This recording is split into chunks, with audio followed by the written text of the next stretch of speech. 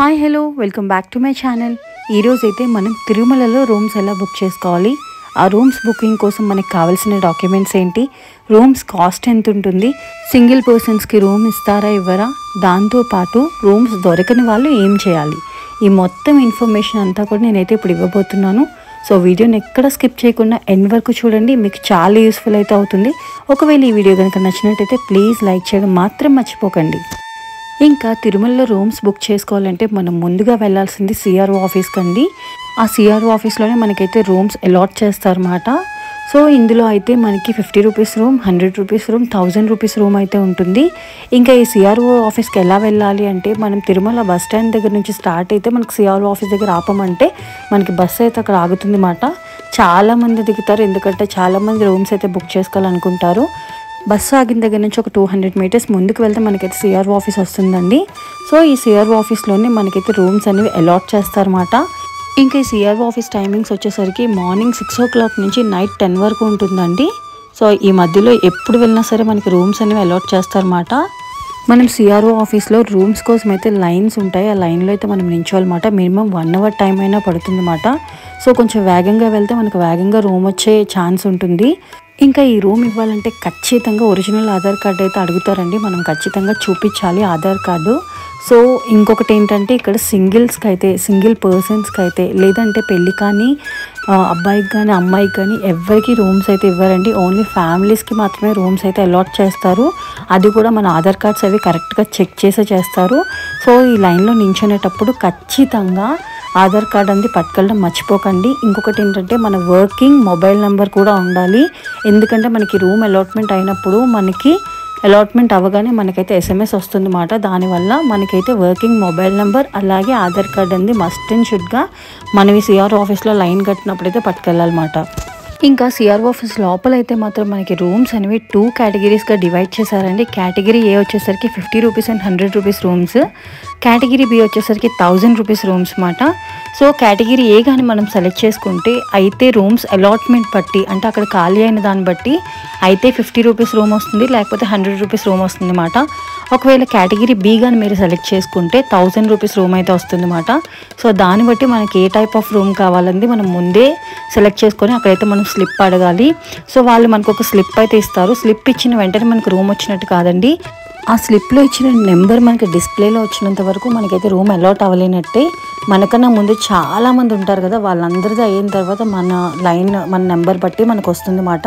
So ఈ screen మీద మన నెంబర్ వచ్చినంత వరకు మనకైతే రూమ్ అలాట్ అవ్వలేనట్టేనండి. సో ఇలా స్క్రీన్ మీద వస్తుంది, దాంతోపాటు మన మొబైల్కి కూడా మెసేజ్ వస్తుంది అన్నమాట, మీకు రూమ్ అలాట్ అయ్యింది అని. మాకైతే 2 hours పట్టిందండి రూమ్ అలాట్మెంట్ అని మాకు మెసేజ్ రావడానికి. ఇంకా వన్స్ మనకి ఆ మెసేజ్ వచ్చిన తర్వాత మనం ఏం చేయాలంటే పక్కనే మనకు ఒక సిస్టమ్ ఉంటుందండి, అక్కడ మనకి ఇచ్చిన స్లిప్ని స్కాన్ చేయాలన్నమాట. స్కానర్ ఉంటుంది, స్కాన్ చేస్తే మనకి ఏ రూమ్ వచ్చింది అన్న డీటెయిల్ ఇన్ఫర్మేషన్ అయితే ఆ సిస్టంలో మనకు కనిపిస్తుంది. ఎవరికైనా ఒకవేళ మొబైల్లో మెసేజ్ లేట్గా వచ్చినా కూడా ఆ స్క్రీన్ మీద అయితే మన నెంబర్ వస్తే మనం వెంటనే వెళ్ళి స్కాన్ చేసుకోవచ్చండి. అలా స్కాన్ చేయగానే మనకి ఏ కాటేజ్లో ఏ నెంబర్ ఆఫ్ రూమ్ వచ్చిందని కూడా మనకి తెలిసిపోతుంది అన్నమాట. ఇంకా దాని ఎదురుగానే మనకి ఆ రూమ్స్ యొక్క రూట్ మ్యాప్ అయితే కనిపిస్తుంది. ఇది కూడా ఒక స్కానరేనండి. మాకైతే ఎస్ఎన్సీ ఎంక్వైరీ రూమ్ అయితే వచ్చింది, దాన్ని మేమైతే స్కాన్ చేయగానే మనకి దాని రూట్ మ్యాప్ మొత్తం కూడా వచ్చేస్తుంది. అంటే ఈజీగా ఆ రూట్ మ్యాప్ బట్టి కూడా మనం ఆ రూమ్స్కి అయితే వెళ్ళిపోవచ్చు అన్నమాట. ఇక మాకైతే 50 రూపీస్ రూమ్ అయితే అలాట్ అయిందండి. ఇంకా అక్కడి నుంచి రూట్ మ్యాప్ చూసుకుంటూ మేమైతే ఎస్ఎన్సీ ఎంక్వైరీ రూమ్కి అయితే వెళ్ళాము. అదొక కాటేజ్ మాట ఎస్ఎన్సీ అనేది. సో అక్కడికి వెళ్ళిన తర్వాత మనమైతే అమౌంట్ పే చేయాల్సిన ఆఫీస్ అయితే వస్తుంది అన్నమాట. ముందు మనం అమౌంట్ అయితే పే చేయాలి. చెప్పాను కదండి మాకు ఆల్రెడీ 50 రూపీస్ రూమ్స్ అయితే వచ్చాయని. సో మనమైతే ఆఫీస్ దగ్గరికి వెళ్ళి 550 రూపీస్ అయితే పే చేయాలండి, ఎందుకంటే 500 అనేది మనకి రీఫండబుల్ మాట. ఎందుకంటే మనం ఆ రూమ్లో ఏదైనా డ్యామేజ్ చేసినా ఏదైనా ప్రాబ్లం చేసినా సరే మనకు ఆ అమౌంట్ అనేది డిపాజిట్ చేసి ఉంచితే ఏ ప్రాబ్లం రాకుండా ఉంచుతామని ముందుగా మన దగ్గర అయితే ఎక్స్ట్రా 500 అయితే తీసుకుంటారండి. అందుకే మీరు చేయాల్సింది ఏంటంటే ఇక్కడ ఆన్లైన్లో అమౌంట్ అనేది పే చేయండి. అంటే 50 రూపీస్ రెంట్కి అండి, 1 డేకి 50 రూపీస్. సో 50 రూపీస్ రెంట్కి 500 రూపీస్ ఏమో డిపాజిట్ చేస్తారు. టోటల్గా 550 రూపీస్ మీరు ఆన్లైన్ ద్వారా పేమెంట్ పంపించండి. అంటే లైక్ ఫోన్పే, గూగుల్ పే దీని ద్వారా పంపిస్తే రూమ్ ఖాళీ చేసిన తర్వాత మనకు ఆ 500 అనేది రీఫండబుల్ అయిపోతుందండి.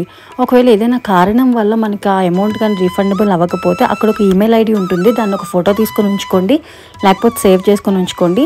దానికి కానీ మనం కంప్లైంట్ రేస్ చేస్తే వితిన్ 7 డేస్లోనే మనకు ఆ అమౌంట్ అనేది మనకి అకౌంట్లోకి అయితే పడిపోతుంది అన్నమాట.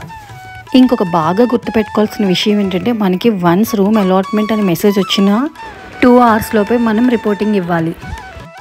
ఆ రూమ్లో కానీ 2 అవర్స్ తర్వాత కానీ వెళ్ళినా కూడా మనకి ఆ రూమ్ అనేది క్యాన్సిల్ చేసేస్తారన్నమాట. సో మనకి అలాట్మెంట్ వచ్చిన 2 అవర్స్ లోపే మనం ఆ రూమ్లోకి అయితే వెళ్ళిపోవాలి. అంటే తాళాలు తీసుకొని మనం ఆ రూమ్లో అయితే చెక్ ఇన్ అయిపోవాలన్నమాట. సో అది కూడా జాగ్రత్తగా గుర్తుపెట్టుకోండి. ఇక వన్స్ మనం అమౌంట్ పే చేసిన తర్వాత వాళ్ళైతే తాళాలు ఇచ్చే గది అని ఉంటుందన్నమాట. అక్కడే ఉంటుంది పక్కనే. అక్కడికి వెళ్తే మనల్ని చూస్తారు, మన ఆధార్ కార్డు అడుగుతారన్నమాట. ఒకవేళ సింగిల్స్ అయితే అస్సలు రూమ్ ఇవ్వరు. ఈవెన్ వైఫ్ అండ్ హస్బెండ్ వెళ్ళినా కూడా వాళ్ళిద్దరు ఆధార్ కార్డు లేదంటే పెళ్లి ఫోటో ఇది ఏదైనా చూపించమంటారు ఖచ్చితంగా. లేదు పిల్లలతో ఉన్నారనుకోండి ఏ ప్రాబ్లం ఉండదు, రూమ్ అయితే ఇచ్చేస్తారన్నమాట. సో మనకైతే కీస్ ఇస్తారు, మనకి ఏ రూమ్ వచ్చిందనేది. సో దాన్ని బట్టి మనం రూమ్లోకి అయితే వెంటనే వెళ్ళిపోవచ్చు. ఇంకా రూమ్ అయితే మాత్రం నిజంగా చెప్తున్నానండి చాలా బాగుంది, చాలా నీట్గా ఉంచుతున్నారు. వాష్రూమ్ కూడా అటాచ్డ్ వాష్రూమ్ ఉంది. ఇంకా అలాగే 2 బెడ్స్ అయితే ఉన్నాయి, పిల్లోస్ కూడా ఇచ్చారు. మనం మాత్రం దుప్పట్లని పట్టుకెళ్ళడం చాలా మంచిది. ఒకవేళ 1 డే సరిపోదు, సెకండ్ డే కూడా ఉందాము అనుకుంటే ఏం ప్రాబ్లం లేదండి. ఈ 50 రూపీస్ ఎక్స్ట్రా తీసుకుంటారు అంతే. మీరు ఎప్పుడు ఖాళీ చేస్తే ఎన్ని రోజులు ఉన్నారో దాన్ని బట్టి ఆ 50 రూపీస్ అనేది క్యాలిక్యులేట్ చేసి మిగతా అమౌంట్ అంది మీకు రీఫండబుల్గా వేసేస్తారన్నమాట. మేమైతే 2 డేస్ ఉన్నాం, మాకు 100 రూపీస్ అయితే తీసుకున్నారు.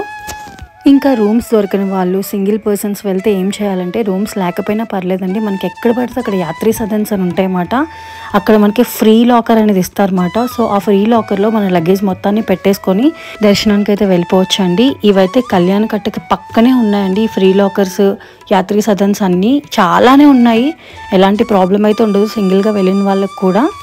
ఇంకా ఆల్రెడీ ఆన్లైన్లో రూమ్స్ బుక్ చేసుకున్న వాళ్ళు ఎక్కడికి వెళ్తే రూమ్ అలాట్మెంట్ అవుతుంది అంటే మనకు ఆల్రెడీ చెప్పాను కదండి, సిఆర్ఓ ఆఫీస్కి లోపల స్కానింగ్ చేస్తామని. సో ఆ రూట్ మ్యాప్కి ఎదురుగానే మనకి ఏఆర్పి కౌంటర్స్ ఈ అకామిడేషన్ ఉంది కదండి, అక్కడికి వెళ్ళి మన నెంబర్ చూపిస్తే ఆటోమేటిక్గా వాళ్ళందరూ రూమ్ అలాట్మెంట్ చేసేస్తారన్నమాట. ఆల్రెడీ ఆన్లైన్లో బుక్ చేసుకుంటారు కాబట్టి.